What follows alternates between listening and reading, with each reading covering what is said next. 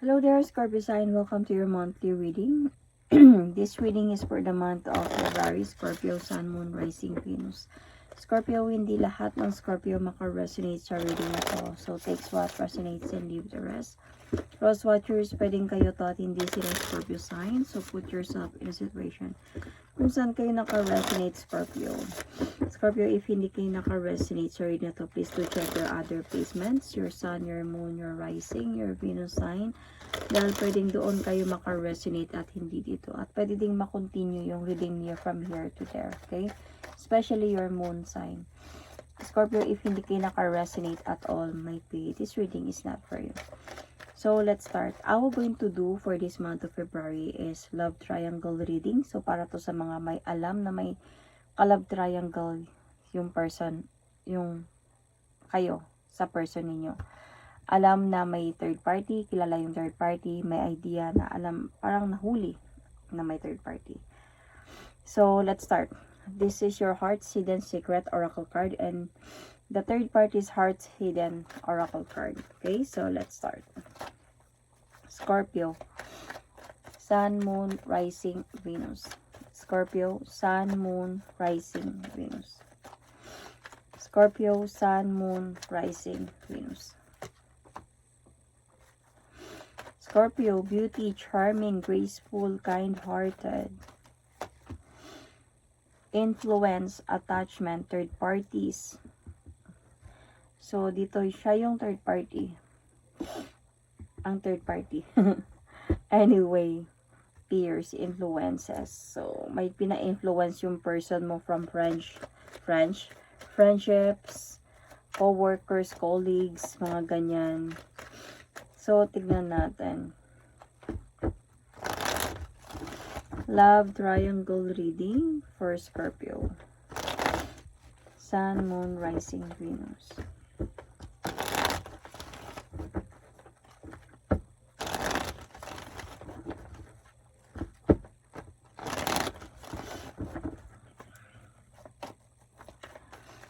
Love triangle reading, Scorpio, Sun, Moon, Rising, Venus. Love triangle reading, Scorpio, Sun, Moon, Rising, Venus.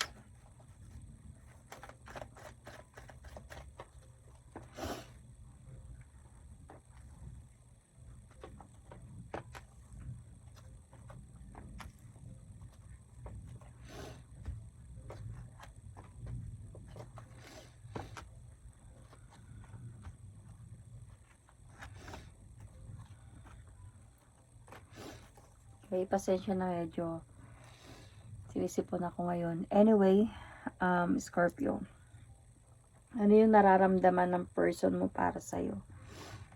So, meron siyang feeling dito of like, I think either you are married or meron kayong anak, responsibility. So, ito talaga yung nararamdaman niya na kahit pa anong mangyari, responsibility ka pa din niya. See, at saka feeling ko mahal ka din ng person mo eh. I think nga may siguro kayo yung married, may anak ba kayo or live-in kayo, ganyan. So, itong person mo, meron pa rin siyang feeling na willing pa din siya to offer you victory. Siguro para sa mga anak ninyo, para mabuo yung pamilya ninyo. At saka hindi lang naman din yun eh. Feeling ko mahal ka din talaga ng person na to, Scorpio. Gusto niya, meron siyang feeling eh na gusto niya mag-focus sa relationship ninyo ulit. But then, nagtatalo nga kayo because about this situation, issue na meron kayo. So, may umalis talaga dito. Pero, itong person mo, may feeling pa din para sa kanya na mahal ka pa din niya and willing pa din siya na ayusin ang lahat. So, yung nararamdaman niya dito sa third party is, let's clarify this, okay?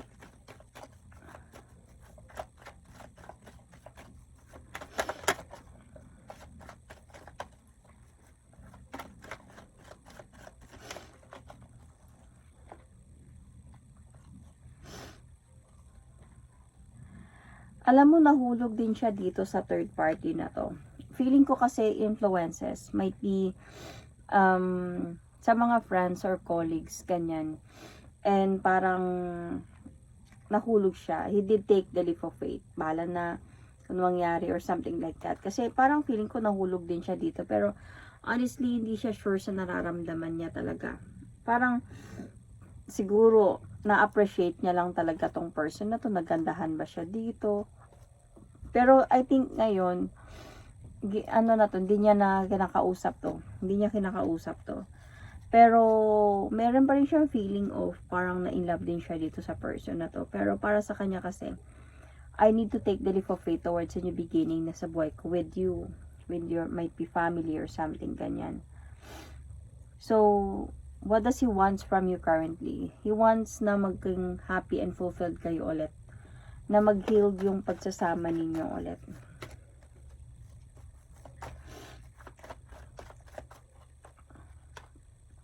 See, he wants to offer you new beginning. Kasi feeling ko, nahirapan din to siya nung naghiwalay kayo or hindi kayo okay ng person na to.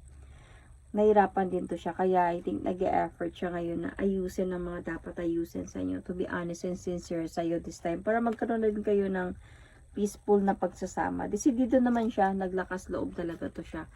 And nagsisi din talaga siya sa mga kasalanan na nagawa niya sa iyo.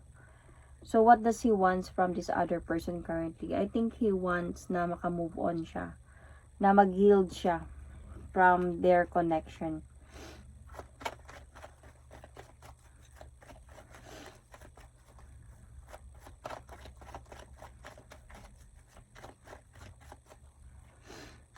See? Kasi feeling ko itong other person na to, alam niya naman kung anong meron sa'yo. Kasi nga, na-influence lang talaga to third party. So, alam nito, hindi siya inosente about kung anong meron sa inyo ng person mo. So, parang naging option lang din talaga to siya sa sitwasyon. So, he likes this person. Kahit papano, wala siya masabi dito sa person to. Kaya, ang gusto niya lang talaga dito is, yung bang makamove on siya. Mag-heal siya and makapag-move forward siya kasi kailangan niya na talagang tuldukan itong sa kanila. So, the next 3 months hold for the both of you. Possible na maging maayos kayo ulit. Because you have that charming, graceful, kind-hearted person. So, mabait ka. Mapagpatawad ka. Mapagmahal ka. So, I think binatawad mo ta siya, nagkaayos kayong dalawa dito kasi nandito pa rin talaga yung love, okay? Nandito pa din yung feeling na connected ba din talaga sa isa't isa. So, I can see that this person, gumawa talaga siya ng paraan, gumawa siya ng action to show you that I'm still in love with you. Something ganyan. Willing naman talaga siya. Willing siya to offer you new beginning, to offer you second chance. Pag nagsisi din talaga siya sa mga nangyari, sa mga ginawa niya. On your part, pinatawad mo siya. Pero as a point na hindi mo makalimutan yung mga nagawa niya sa'yo. Kahit papano. Hindi yung sabihin na, yes, nagkaayos na nga kayo. Pero hindi big sabihin no na parang nothing na lang yung ginawa niya. Hindi madali para sa'yo yun. Because you're a Scorpio. Hindi madali yun para sa water sign. So, somehow, siguro minsan nako-confuse pa din itong person mo kung napatawad mo na ba talaga siya or hindi. Kahit siguro nagkaayos kayo at nagkabalikan, parang nako-confuse pa din siya na pinatawad na ba talaga ako ni Scorpio or bakit niya ako tinanggap ulit or something. Kasi nag-show ka pa din talaga ng parang anger ba or something na wala pa talagang tiwala or something ganyan. So, the next 3 months hold for the both of them is full of overthinks. I don't know if this is sa third party to or sa person mo or both. Let's see. Hindi nakakatulog sa gabi. So, sabi ko, diba, nahulog din siya dito sa isa. Alam mo, the next 3 months, feeling ko, mamimiss niya to. Mamimiss niya tong person na to. And, gagawa siya ng paraan makausap to ulit. So, I can see kasi dito na Yes, nag-offer na siya ng new beginning sa'yo, pero parang feeling ko kasi, may isip niya pa din kasi tong person na to. Siguro magpaplano to siya na kausapin siya balik, to communicate with her again. Pero, as a point din na nag-gather pa talaga siya ng idea. Kumbaga, hindi naman ibig sabihin magplano ay gagawin na agad. Siguro maiisip niya lang yun dahil mamimiss niya to. Pero wala pa naman akong nakitang action talaga dito. Kumbaga, minsan lang sa gabi, maiisip niya tong person na to. Hindi siya makakatulog sa gabi. Sometimes, maiisip niya to. So, might be part of his journey of moving forward na din sa relasyon na meron silang dalawa. So, how your communication flow be? I think yung ipapakita niya talaga dito yung pagiging responsible, especially father. So, ipapakita niya dito yung pagiging responsible father sa mga anak ninyo, sa anak ninyo.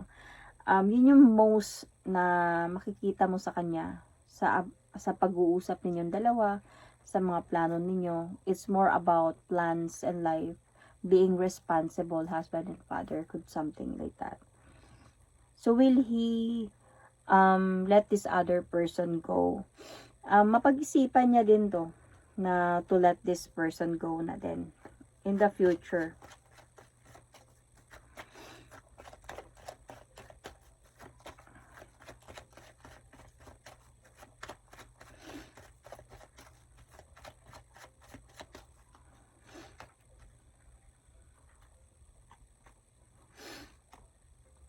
Mapag-isipan niya din to na to let this person go na din. Though sa totoo lang, hindi madali din to para sa kanya. Kasi sa totoo lang, minahal niya to. Minahal niya pala to. From the third party, from the influence, tukso, umabot pala to sila sa point na nahulog din talaga sila sa isa't isa. So, and I think right now, parang I think in the future, parang magkakaroon na din to sa kanya ng clarity na I need to let this person go na din. Hindi ko man gusto, pero kailangan kong gawin to. Kasi kailangan ko na din talaga ayusin yung pamilya ko or yung pagsasama namin ni Scorpio. Kasi, kahit kung babalik man siya dito, parang wala ding mangyayari, di ba? Walang mangyayaring pagbabago. So, mapapaisip siya dito, mamimiss niya man to. Gusto niya man to kausapin sometimes, pero parang pinipigilan, kinokontrol niya lang talaga yung sarili niya kasi nga gusto niya nang maayos kayo, yung totally na 100% na magtiwala ka na talaga sa kanya. Gusto niyang maipakita yun sa iyo at siguro sa mga anak ninyo. So, will he commit to you? I can see here na may mga tiredness dito. Baka mapapagod siya sa kakaantay kung kailan mabalik yung tiwala mo, Scorpio.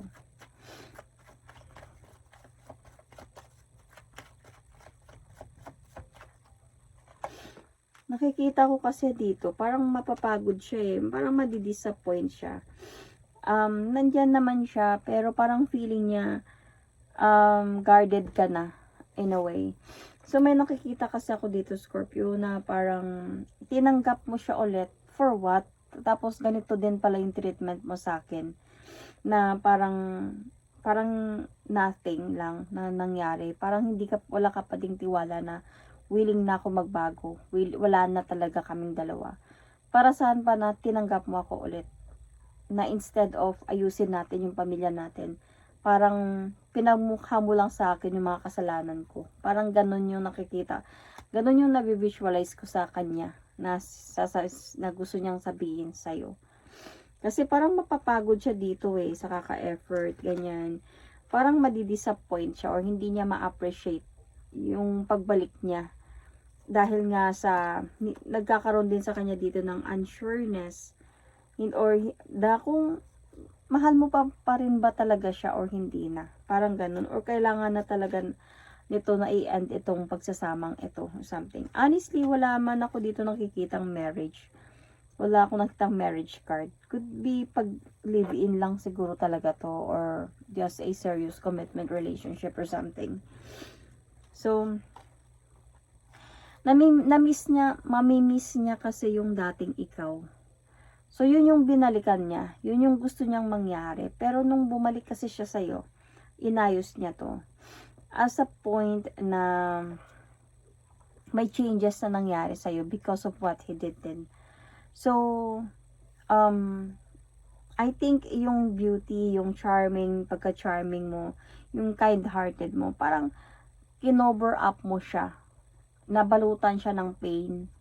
So, kaya ito yung napakita mo sa kanya.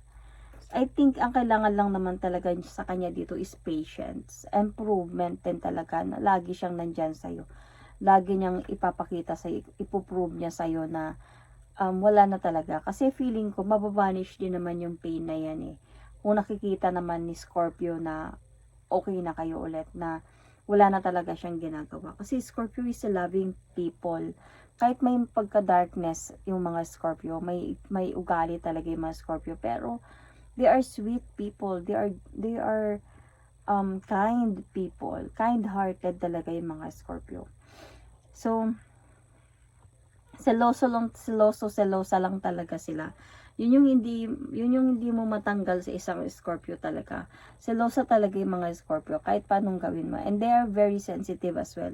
In a way, yung pagka-sensitive nila, parang nagiging matapang sila pag nagseselos sila. They want to control the situation. So, siguro ito yung naging problema talaga sa pagbalik ng person mo sa relasyon ninyo.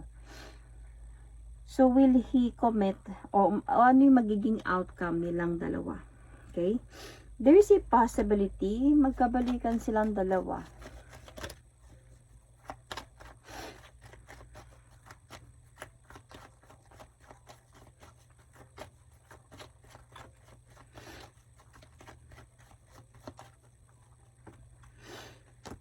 Parang magkabalikan to silang dalawa. But then, ang ano lang, or babalikan niya ba to? Magpaparamdam ba siya dito? Pero feeling ko, yung third party kasi dito is aayaw na. Kasi ayaw niya yung maiipit siya sa sitwasyon. Ayaw niya din siguro na makasira siya ng pamilya or pagsasama. So, ika-cut off niya to kung hindi niya accept yung offer ng person mo sa pagbalik niya. Hindi niya na to kakausapin in the future. Itong person mo. Parang through that na darating yung time na yun na parang hindi na siya kakausapin, tatanggihan siya sa offer. Dito niya na siguro ma-realize na kailangan ko na talaga magseryoso sa inyo, sa pagiging father niya, siguro sa mga anak niya, sa responsibility niya. Kailangan ko na talaga ayusin to. Kasi wala man siya choice eh, kasi hindi naman na siya kakausapin ng person na to, itong third party na to. Kumbaga, this other person will going to give him the silent treatment na, in a way. So, ano yung magiging outcome ninyo? Nandyan pa rin talaga sa inyo yung arguments. Dahil na nga sa mga nangyari, I think you will going to try to control the relationship or the commitment na meron kayo. So, but then, okay, kahit ganun pa man, makikita ko naman na one day in the near future, maayos din naman kayo. Maayos din kayo nito. Though, hindi lang talaga sure kung kailan darating to. Pero, since you are already guided naman sa reading na to, naka-resonate ka, then, make sure na parang gagawa na kayo ng ways every time na mayroong kayong problem, merong dumadating na semi sa example man, bumalik na siya sa'yo, and parang minsan may selosan na nangyayari, hindi mapigilan yung nararamdaman. So, I think you just really need to talk to each other lang. Talk to each other. And darating din yung araw na maayos at maayos din kayong dalawa. Ibalik niyo yung mga happy moments niyo in the past. Go out with the same thing, date in the past. Mga ganong mga bagay. And, darating yung araw mababalik at mababalik din ang lahat sa ayos. In a way. So, kung hindi naman ninyo yun gagawin, kung hindi ninyo ayusin to, hindi kayo mag-usap ng maayos dito, may tendency talaga na maghihiwalay pa rin talaga kayo. So, Scorpio, you might be dealing with, Aquarius, Capricorn, Gemini, Pisces. You might be dealing with Libra, Scorpio, Gemini, sorry about that, Aries, Sagittarius, Leo, and ano pa ba? Yeah, I'm Sagittarius. Most nakita ko di talaga is Gemini talaga. Virgo is also here. So, Sun, Moon, Rising, Venus. Scorpio, that is my reading for you. So, I'm going to pull an oracle card, Scorpio. Message from this oracle card. Love message for you, Scorpio.